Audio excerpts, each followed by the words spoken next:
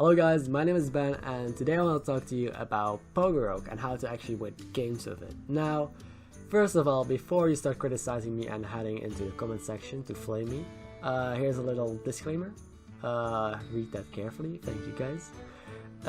So this is the list, first of all, that I have been working with and that I have had the most experience with. It's also the list that I've had the highest win rate with, and I can consistently get a 50+% win rate, so I'm climbing with it. Of course you have days where you hit a 70+ win rate, there are days that you barely get 50. You're not always lucky, but this is just what's been working for me. The main thing people say is, why are there no taunts in here? Now there's a very simple reasoning behind it. It's because I find taunts too slow.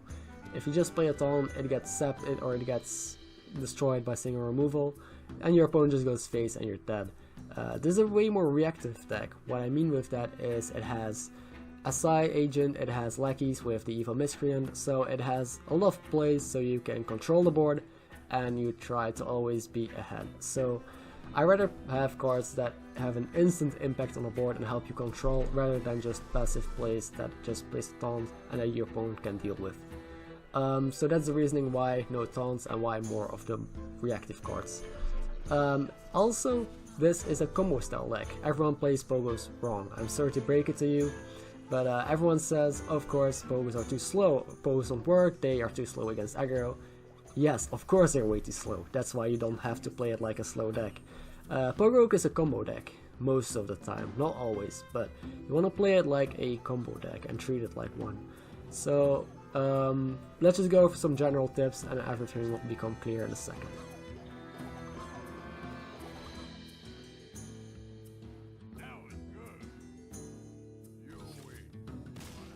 Never shuffle just pogos without Tech in your hand, that's one thing. Tech is one of the best cards in the deck, probably the highest win rate card, played win rate. Tech is insane, so never shuffle pogos without having a Tech combo. Never shuffle pogos without having draw in your hand. If you have Witchwood Pipers or maybe Novus Engineers as Shadow Steps, you could consider going for it, depending the situation you're in. You also don't really want to shuffle pogos without an empty deck. Of course, if you have tech, you can go for it. If you have emptied your deck, just draw your whole deck, or you use Myers Unstable Element, it's fine to shuffle pogos in your deck because you have instant value and you don't fatigue. And you don't have to shuffle pogos if you're not in need for immediate tempo. Against some matchups, it's fine to go with early big pogos to shuffle pogos if you're really desperate, but try to avoid that. So of course, there are always exceptions. So the main thing is, don't just shuffle pogos because you can shuffle pogos. That's the main misplay that I see most people make, is turn 4, turn 5, they just go pogo, lab recruiter or the scheme, shuffle off pogos, and then what, you try to top deck pogos and try to get big pogos early. Of course that's way too slow, you just die. Don't do that. You always start to shoot for a tech win. Like, tech is one of the most reliable wins, or reliable ways to win. It's such a good win condition, but I'll go into the tech win condition later, more in depth. Being able to shuffle Zilliax in your deck is also a really good play, but only if possible. It's not necessary, just having one Zilliax is good enough to sometimes stabilize. But against aggressive matchups, being able to go Zilliax Scheme turn 6 can be really good, or in combination with Lab Recruiter. Or if you're against a Bomb Warrior and you need an extra healing, being able to shuffle a couple Zilliaxes alongside your pogos in your deck might help you stabilize. Only if necessary, of course. You want to play this deck like a control deck with a combo finisher. So, as a control deck, you want to control the early game with all you have a lot of early game. With combo cards, you have lackeys, Assize, Backstab, Fight of Knives. So play like a control deck, control the board as long as possible, and have one big combo finisher, so a big swing turn that your opponent basically can't deal with to close out the game, almost as if you're an OTK deck. Try to use your removal early, because you want to have the board early. If the board snowballs against aggressive decks, the only way you fall back is Vanish, or just having an insane turn, and that's really hard. So being able to constantly be on the board, get value, draw your deck in the process, and then have one big turn where you just go with big bunnies, is just way too good. So play like a control deck and have a combo finisher. Use your removal early and be greedy with it though. You only have 2 vanishes, you only have 2 steps, 2 backstabs. Try to be greedy with it. Use it only if necessary. For example, against Token Druid, you know turn 8 they're playing their twin spell twice. So just using your vanish on turn 7 for some reason, or using it already on turn 8 knowing they have another twin spell, might not be the best play. Try to deal with their board as much as possible by using as little resources as possible. Also, this deck has a lot of small little combos that you can look for future turns. A lot of them have to do with Shadow Step. With the Spirit of the Shark, you can, for example, Shadow Step your Novus on 2, set up turn 3 to play 0 mana Novus together with your Evil Miscreant to get your lackeys, and then turn 4 you can play a lackey to activate your Asai agent. Then turn 5 you can maybe barista some of those lackeys and the Novus back. All that kind of stuff. Maybe use Shadow Step and Novus so you can go Spirit of the Shark, 0 mana Novus. You basically turn your 0 mana spell into draw 2, which is insane. Maybe you Shadow Step a Bunny turn 2 so you can go turn 5 Bunny Barista. You basically get a 0 mana 3/3 for free and you get another Bunny, a 2 mana 5/5 in your hand. Doesn't sound too bad to me. So there's a lot of small combos in this deck that you have to figure out and that you might see happen in the background of some gameplay. Just takes some getting used to. Now it's time to start talking about your matchups. Against Control and OTK decks, the mulligan is fairly simple. You want to look for a lot of draw, because against Control and OTK, how you win is you draw until you have your combo. Most of the time it's stack.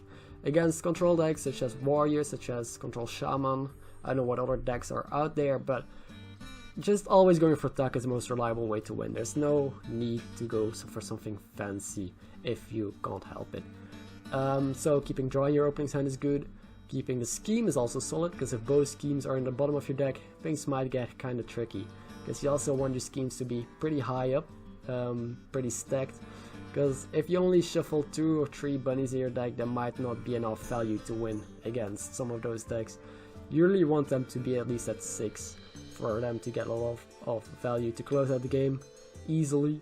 So it's safe to keep a scheme in the hand if you can afford it. It's a bit slow. Keeping the Spirit is also fine if you have combo or draw cards in hand, Battlecry minions. Keeping any early game that you would keep against aggressive decks is also fine against Controller OTK. Against aggro, you want a hard mulligan for Asai, Evil Miscreant, and Backstab. Being on the coin is insane. I think that being on the coin is better than going first. First of all, you don't have any 1-drops in the deck. You dagger up on 2 most of the time anyway to help control the board. And most of your good plays turn 3 are combo cards. So being able to coin out your combo cards, your Asai or Evil Miscreant, is just really good to help stabilize in the early game. So you're really favored on the coin, I feel like. So you want to look for the Asai, Evil Miscreant, and Backstab. Ooze you can keep against decks with weapons, such as Rogue. Maybe against aggressive Shaman, which is not really common right now. Just any deck that plays a weapon, Ooze is fine. Although most of the time on turn 2 you want to dagger up, because you don't want to lose the board. Zilliax is one of the best cards in the deck as well. Without Zilliax there would be no pogo whatsoever. Keeping Zilliax is good, because maybe you can go turn 6, Zilliax scheme, can sometimes close out the game. Zilliax is definitely necessary against aggressive decks. You could keep a Fan of Knives against Token Druid, but... And now your win condition versus Control, so it's very easy. You draw your whole deck, you empty your hand, you play Tuck. That's how you win, most of the time. Like 9 out of 10, that's how you win against Control. Also, as soon as you can land, like you can empty your deck, empty your hand. You don't necessarily need to completely have an empty deck, but it is of course fine if you just Myras have an empty deck, so you can reliably keep on drawing pogos, keep applying pressure. But usually the pogos in your hand are already more than enough to just win by themselves. So yeah, against Control it's fairly easy, just look for a good Tuck turn. And now against OTK and combo, you want to do the same thing, basically draw a lot, because your opponent also draws a lot for their OTK. There are not a lot of OTK or combo decks in the meta right now. The only one I can really think of is Nomi Priest. So how you win is with a big swing turn or with early tempo, with early bunnies they can't deal with. You can accomplish that with Shadow Steps and with Barista to keep on bouncing bunnies back and get like a 2 mana 7/7. maybe attach your Zilliax to it, shuffle a couple copies into your deck, and then draw them if you have the draw available. So that's how you win against OTK. Also, never give them the time to kill you. So for example, against Nomi Priest, you know when they drop Nomi. Try to keep it vanish, try to be able to maybe play pogos first so they don't have the time to play the Nomi, or they just die. Or just get ready for their turn, they play their stuff, you just vanish, drop a couple big bunnies, so they can't really replay it and they have to deal with your board first, and most of the time they can't. So try to just deny their big swing turn and have a swing turn of your own, basically, to close out the game. Against aggressive decks, you want to play like a control deck, like I said in the early game, and find that really big swing turn, either with Vanish, either it's a really good Myros and stable element, either it's just a big Zilliax. That's sometimes enough to just win, especially against Token Druid and that kind of stuff. Just being able to bounce back a couple bunnies or shuffle a couple in your deck, maybe shuffle a couple Zilliaxes into your deck. That's also really good against aggro decks. Play a big bunny, Zilliax onto it, and win the game is sometimes how you win. Being able to pull off tech against aggressive decks is really hard. If you can do it, however, if you manage to find a turn where you don't die and you can empty your hand, go tag, bunny, shuffle, and you have Zilliax in hand, that's pretty important. So you can next turn just go bunny, bunny, Zilliax to stabilize and then keep on playing bunnies. That's of course a game-winning play.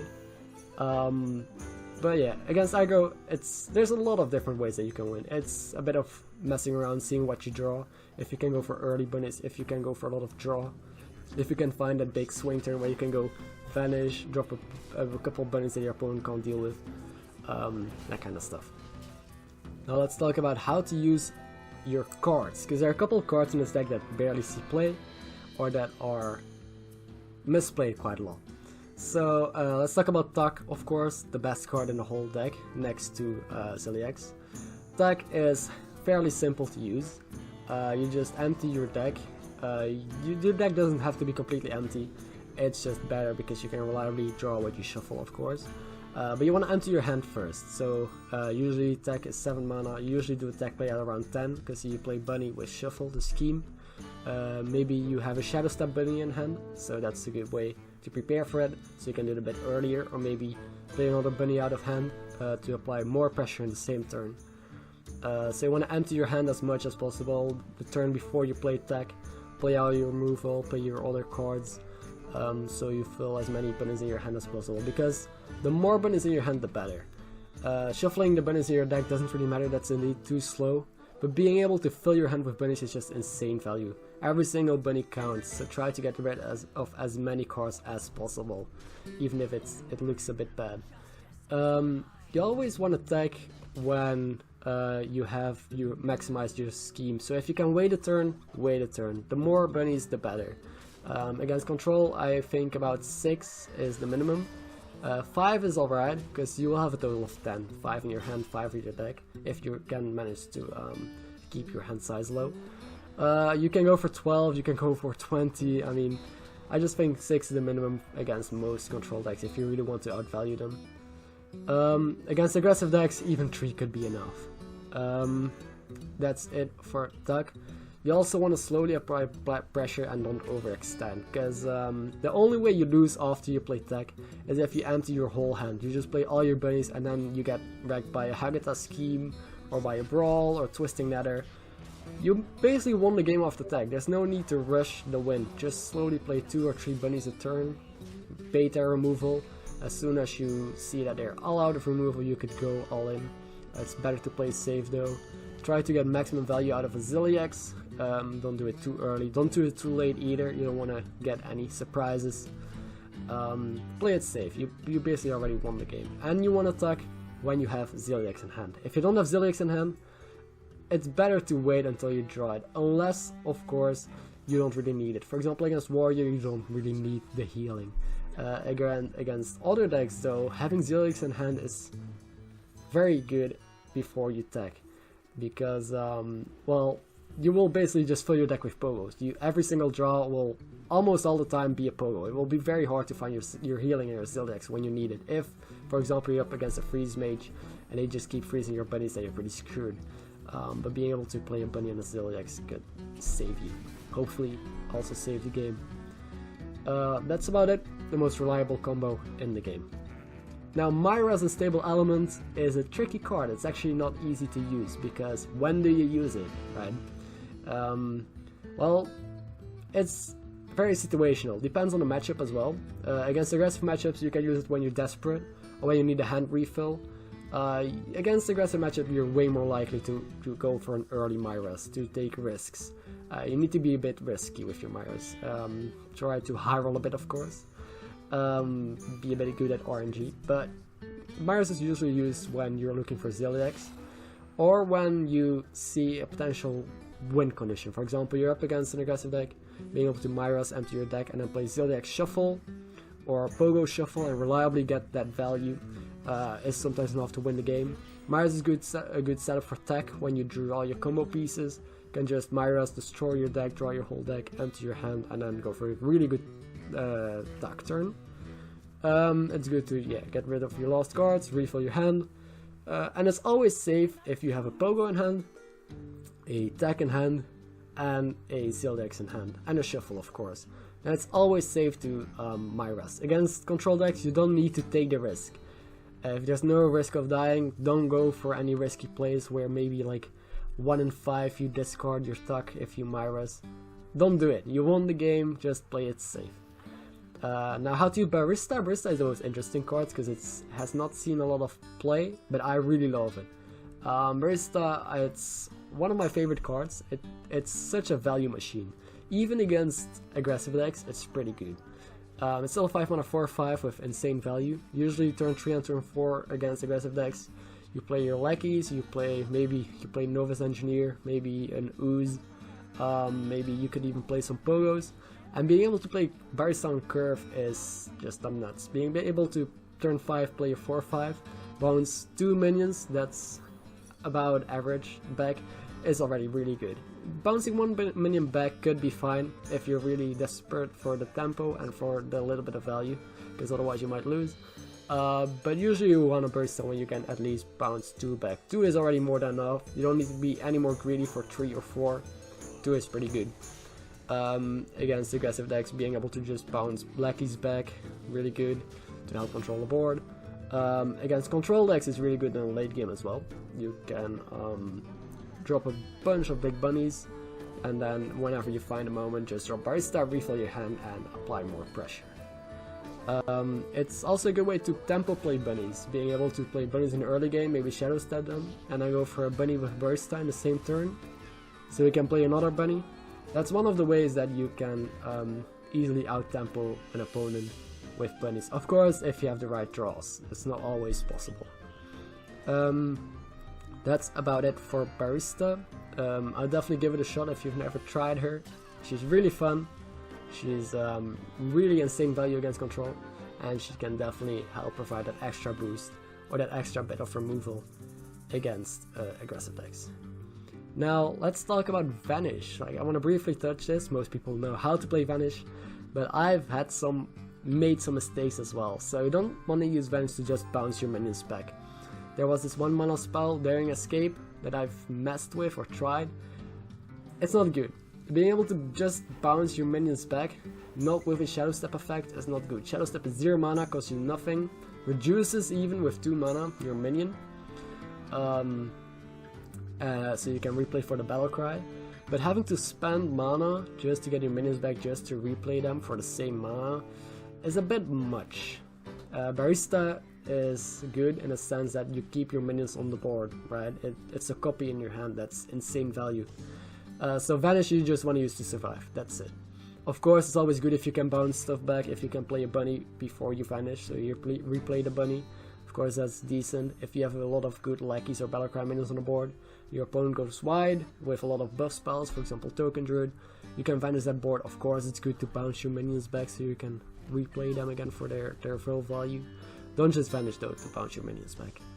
Let's talk about the Spirit. Spirit is, I used to run 2 copies of this card, but that was a bit too greedy against aggressive decks, of course. Now I just run 1, and I'm really happy with the Spirit. Okay. A lot of people say that it's too slow again, too greedy, but that's why I run so many Battlecry minions in this deck and Barista.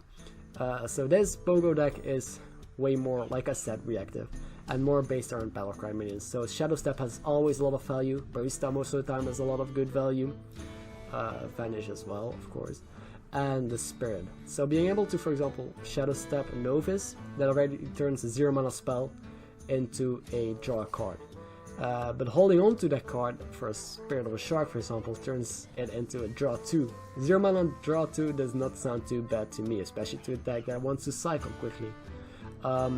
Spirit is really good late game as well with pogos. Just being able to go Spirit and 1 pogo, double in size, is sometimes already really scary for an opponent. You don't have, like, you don't need a lot of insane value. You don't need to go for big Spirit of a Shark turns. Being able to just even play 1 or 2 pogos with a Spirit of a Shark is sometimes enough to kill your opponent, or to magnetize big Zilliax onto it and get double the lifesteal just using the Spirit, instead of having to play 3 or 4 more pogos. Yeah, it's good with a size, Novice, any Shadow Step minions. With lackeys, you can get 4 lackeys to your hand, the lackey Battlecry trigger twice. That's about it for the Spirit. And then last card I want to talk about is the pogos themselves. Because how do you play pogos? When do you play pogos? Why do you play pogos? You could play them out in the early game for tempo against aggressive decks, if you feel like you really need to establish a board or get them going quickly to aggro them down or to contest whatever they play. If you have a good hand, you can maybe Shadow Step them back a couple times, maybe combo them with a Barista, or get them set up for a big Zilliax. Well, that's something I like to do, keeping a Shadow Step bunny in hand for a Zilliax turn 5. That is pretty decent in size. But usually, most of the time, you play pogo like a control deck, so you hold on to your pogos until you can actually do something with them. So you can shuffle them into your deck, do it with tech, magnetize Zilliax onto it. So that's basically how you play pogos. Just keep them for a big combo turn, or maybe if you really are really desperate, use them to combo with an SI or something.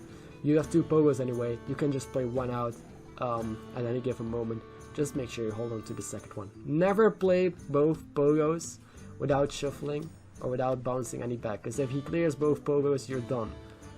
You have no more win condition, besides maybe shuffling Zilliaxes into your deck. But against control, that's not a good idea. I guess that's about it. That's most of the stuff I had to say about pogo. You saw some games in the background. I could briefly go over all the most common matchups, such as how you play against Bomb Warrior, Nomi Priest, Face Rogue or Aggro Rogue, Token Druid. Just know that every matchup is winnable. I've won every matchup at least once. I mean, yeah, better after all the time I put into it. Just know there are no unwinnable matchups. Even though it might look really hard, it just takes a lot of practice, getting used to. Of course, a bit of luck, if you're a bit unlucky, or your opponent gets lucky and gets the Leroy. It kind of sucks. But yeah, I hope you guys will have fun with pogos, will actually perform well with them. I know they only have a 30% win rate on HS Replay, but that's probably because most people just play 3 games with them. They play them completely wrong. They are like, what a trash deck, never play it again. Let's build up that win rate, okay? Let's play some good decks, let's play some good games, let's play this properly. Let's hopefully make pogos become a thing. Thank you for your time and enjoy, have fun.